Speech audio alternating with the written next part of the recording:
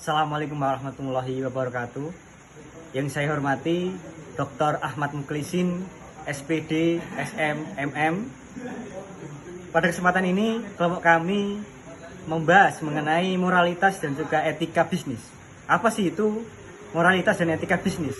Sebelumnya, perkenalkan kami dari kelompok 3. Saya Diva Wahyu Carlos, ada Bagas, ada Kiki, dan juga Alim. Kita masuk pada moralitas dulu.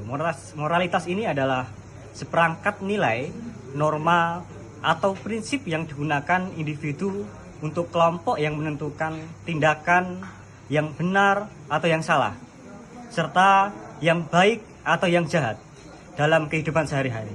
Dan sumber moralitas ini dari yang pertama, agama, yang kedua budaya dan tradisi, yang ketiga dari filsafat, yang keempat hukum dan etika.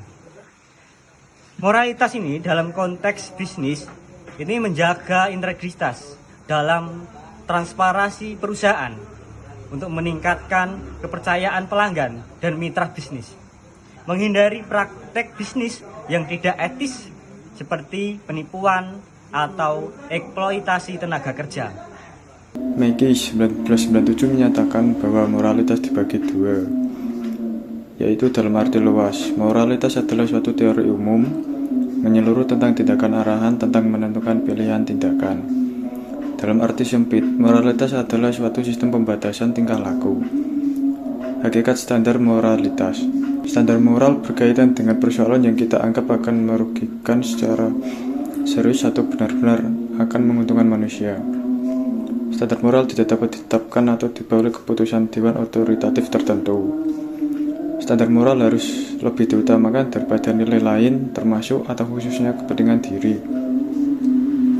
Standar moral berdasarkan pada pertimbangan yang tidak memihak.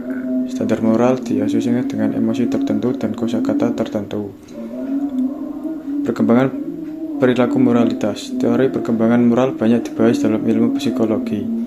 Salah satu teori yang sangat berpengaruh dikemukakan oleh Kohlberg dalam Atkinson et al. 1996.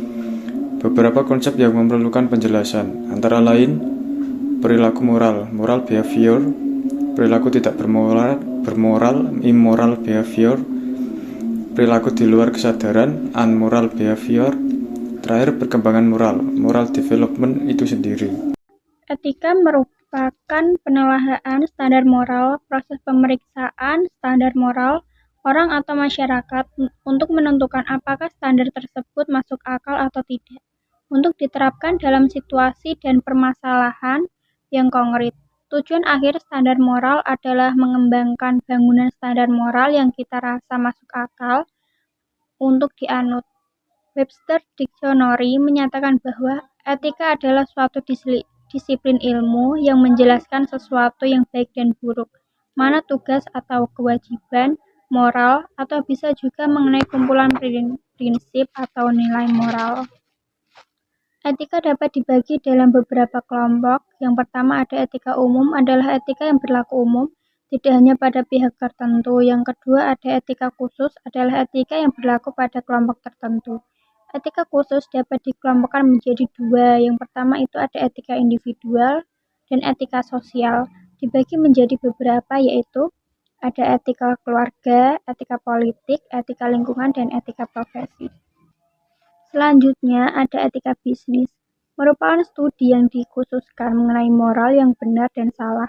Studi ini berkonsentrasi pada standar moral sebagaimana diterapkan dalam kebijakan institusi dan perilaku bisnis.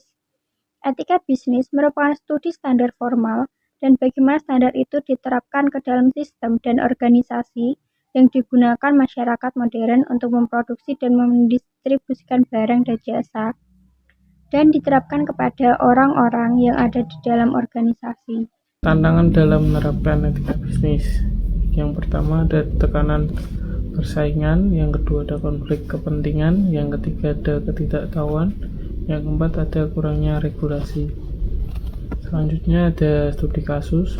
Produk obat nyamuk hit diduga mengandung zat berbahaya dan menyebabkan pelanggaran etika bisnis. PT Magasari Makmur. Penelitian ini mengevaluasi faktor-faktor pelanggaran, pentingnya regulasi bahan kimia, dan dampaknya terhadap reputasi perusahaan. Hasilnya menunjukkan bahwa pelanggaran merugikan konsumen dan perusahaan. PT Magasari Makmur telah menarik produk tersebut dan berusaha memperbaiki formulasi. Rekomendasi mencakup transparansi dan audit internal untuk menjaga kepatuhan dan kepercayaan konsumen. Demikian presentasi yang telah kami sampaikan. Semoga materi ini dapat menambah wawasan dan menjadi pedoman dalam menerapkan moralitas dalam kehidupan sehari-hari. Terima kasih. Assalamualaikum warahmatullahi wabarakatuh.